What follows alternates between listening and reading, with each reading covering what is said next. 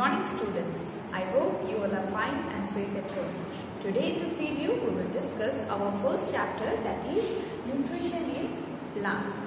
So first of all, what does this term nutrition means? We should know, is not it? So let us begin. See, all living organisms require energy to carry out various life processes like respiration, digestion, excretion, many other life processes. We require energy, is not it? And from where we get that energy? We have been reading this since primary section that food gives us energy, is not it? So we get this energy from the food that we eat. Okay? We know that food contains nutrients like carbohydrate, fat, protein, minerals, is not it? So when we eat food, we are taking up the nutrient. Now you see, the intake of food by us and its utilization by our body, how our body uses it, is called what? Nutrition. So how we will define nutrition? The intake of food and its utilization by our body is called nutrition. So is it clear? Now topics are given in our book. So the first topic is modes of nutrition. Okay, now let us discuss about modes of nutrition. What does this mean? Modes. Modes means the process by which they obtain food. Okay, by which they take up the food. Now, according to the mode, they are of two types: autotrophic nutrition and heterotrophic nutrition. At first, let us discuss about autotrophic nutrition. What is this autotrophic nutrition? You see what happens. Auto means self, by itself. Trophic means nutrition. So, the mode of nutrition in which an organism, derive its food by itself is called what? Autotrophic nutrition. And the organism which are preparing its own food are called what? Autotrophs. Is it clear? One example of autotroph is plant, green plant, because they can prepare their own food by the process of photosynthesis. Now, let us come to heterotrophic nutrition. Hetero means other, trophic means nutrition. So, the mode of nutrition in which an organism have to depend on other for their food is called what? Heterotrophic nutrition. And the organism which depend for their food on other organism are called what? Heterotrophs. Okay, one example of heterotroph is we human beings are also heterotroph because we depend for our food on plants and animals. Is it clear about it? Okay. Students, now we will discuss about autotrophic nutrition in plant, that is photosynthesis. Why plants are called autotrophs? Because they can prepare their own food by the process of photosynthesis, is not it? By using raw material like carbon dioxide, water in presence of sunlight and chlorophyll. Okay, so these are the reactant. Okay, these are the reactant. Carbon dioxide and water are the reactant, and in presence of sunlight and chlorophyll, they will produce what? Glucose and oxygen as a product here. Is it clear? Okay, now let us understand the function, how it occurs, how photosynthesis takes place. See, photosynthesis usually takes place in leaf. Okay, photosynthesis usually takes place in leaf. Now you see, first is the chlorophyll. In leaf and stem of some plant, they have various structure called chloroplast, which produces chlorophyll. It is a green color pigment. Because of this pigment only, the leaves are green in color. Is it clear? Now what is the function of this chlorophyll? The function of this chlorophyll is to trap the sunlight. Okay, the heat from the sunlight. Now, secondly, how they absorb water. See, water is absorbed from the root. Is not it? It is absorbed from the root and it reaches to the leaves. We will discuss how it reaches later on. Now, so water is transported from the ground through the root to the leaves. Is it clear? Now, how they will get carbon dioxide? How leaves will get carbon dioxide? You see, on the lower surface of the leaf, stoma are present. Small stoma like this. Looks like this, microscopic structure. Now gases takes place, like carbon dioxide and oxygen. Okay, they will take up carbon dioxide. Now, if there is single, we will say stoma, and if there are more than one, we will say stomata. Is it clear? So, through the stomata, they will take up carbon dioxide. Through the root, they will take water, and because of chlorophyll, they will trap the sunlight also, and they will produce what? They will produce glucose. Okay, and the glucose, it is converted.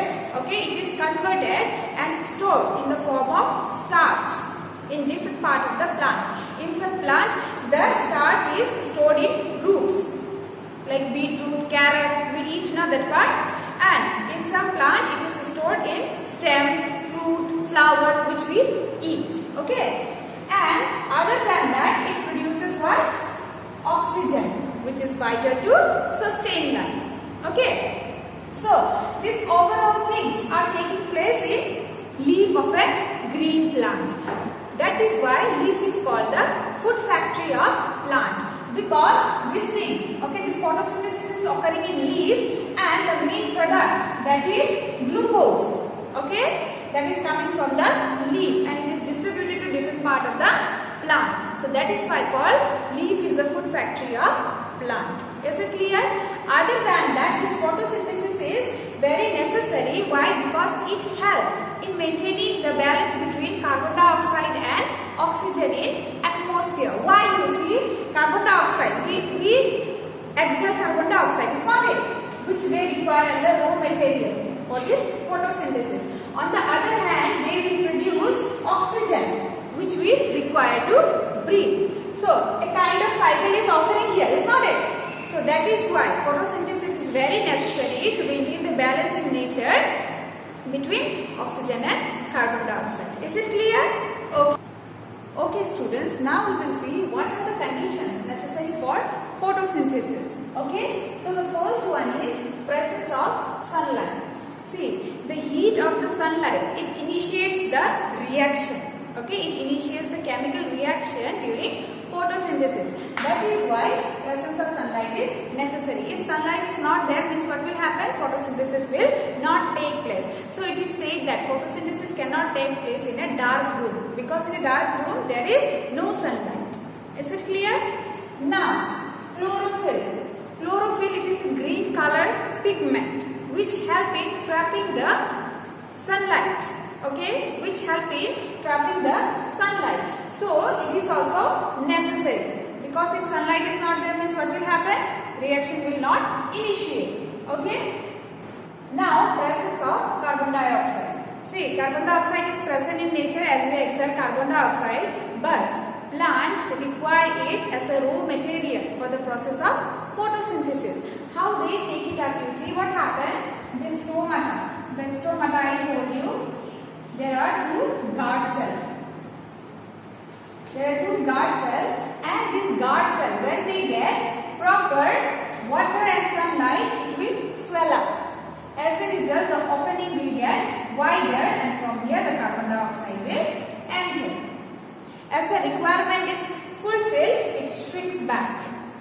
Is it clear? Okay. Now, the last one is presence of water.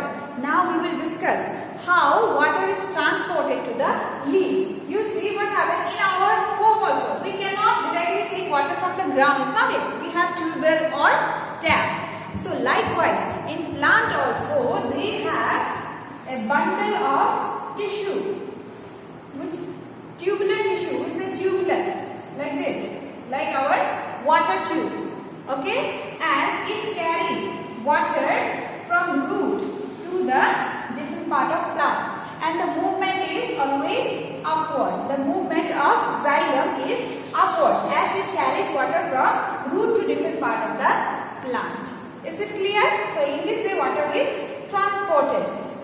Now you see the food which is prepared on the leaf. It is not like that the leaf will only take up the food. It's not it. It is also needed to be transported to different part of the plant. Now how it will get transported? Now there is a bundle of tissue again called phloem. Phloem, which transports the food both in as well as in downward direction. Is it clear about xylem and phloem? Xylem carries water from root to upward direction and distribute it to the different part of the plant. On the other hand, phloem, it is also a bundle of tissue, tubular tissue, which carries food from leaf to different part of the plant. So is it clear? Now the next topic, synthesis of plant food other than carbohydrate. You see the product of photosynthesis are what? Just recall, glucose and oxygen. What is the formula of glucose? C6H12O6. Okay? Now you see, glucose is a kind of carbohydrate. Glucose is a kind of carbohydrate. And a carbohydrate are made up of three elements. Here three elements are present. Can you see? The first one is carbon. The second one is hydrogen. And the third one is oxygen. Okay, so glucose is made up of three elements, that is carbon, hydrogen and oxygen. Now, these elements are also used to synthesize other component of food such as protein and fat. Now what happens? You see this carbon will combine with another element and they will form what? Some other compound. Like suppose this hydrogen, it will combine with nitrogen. Okay, and it will form what? Protein. Okay students, now you see plants are unable to take up nitrogen directly from the atmosphere. Okay, we know that air is a mixture of gases and nitrogen is also present, but plant cannot take it up. So what they do, you see, in some plant, in some leguminous plant, okay, at the roots of leguminous plant, root nodules. Leguminous plant means peas, gram, mung. What happened? A certain kind of bacteria called nitrogen fixing bacteria, name is rhizodium. Okay, it is present. And what is the function of that bacteria? You know, it will take up the nitrogen from atmosphere and it will convert it into soluble form like nitrites or ammonia. Okay, in soluble form. Okay, and later on the plant will take up from the ground. Is it clear? And this is done by the process of nitrogen fixation. So students, in this video we will discuss up to here. In the next video we will discuss about heterotrophic nutrition. So if you have any doubt, please clarify it. Thank you and have a good day ahead.